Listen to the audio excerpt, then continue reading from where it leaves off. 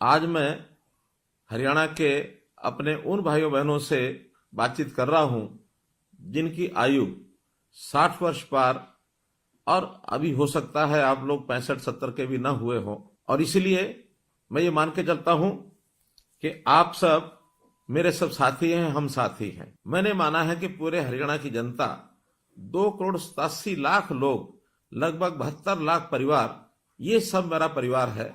और इस नाते से आप मेरे परिवार के साथी हैं, मेरे भाई बहन हैं। कुछ वर्ष पहले हरियाणा के अंदर ऐसे व्यक्तियों के लिए जिनकी आयु 60 वर्ष से ऊपर हो जाती है, उनको एक सम्मान निधि के नाते भी योजना शुरू की थी।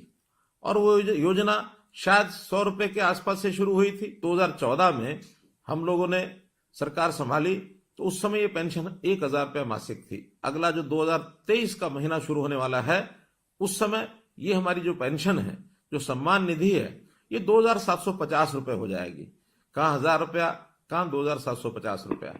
अब इस नाते से हम अपने प्रदेश के लगभग 18.5 लाख बुजुर्गों को ये हर महीने राशि पहुंचाते हैं। 460 करोड़ रुपए से ऊपर ये राशि हर महीने पहुंचती है।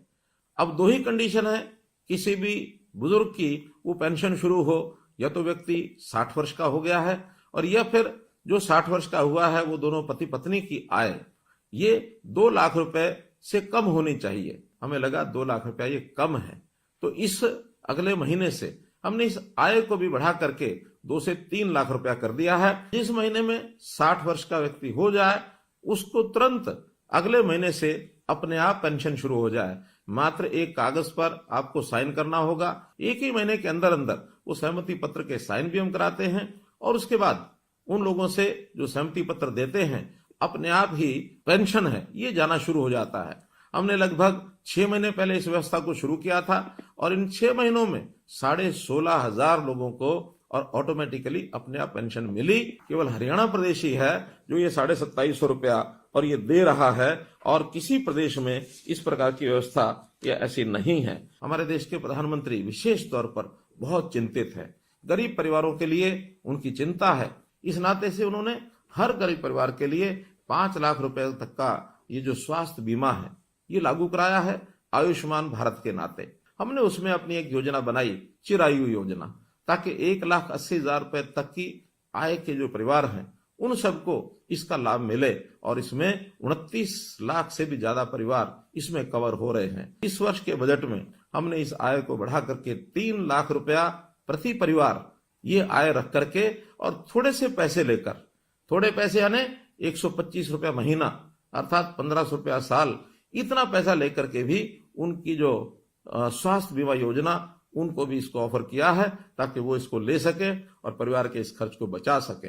एक वर्ग ऐसा हमको ध्यान में आया कि आयु भी 80 वर्ष से ऊपर है, अकेले रहते हैं, और उनकी अपनी इनकम हमारे डाटा के हिसाब से 25,000 रुपए से कम है।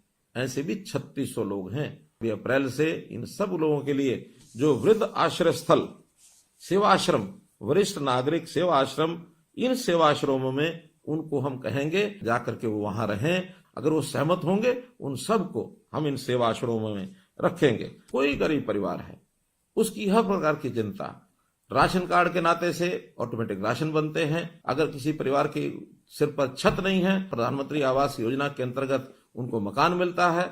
कोई व्यक्ति बीमार होता है तो उसको आयुष्मान के नाते या चिरायु योजना के नाते 5 लाख रुपए तक उसकी बीमा की भी चिंता हम करते हैं।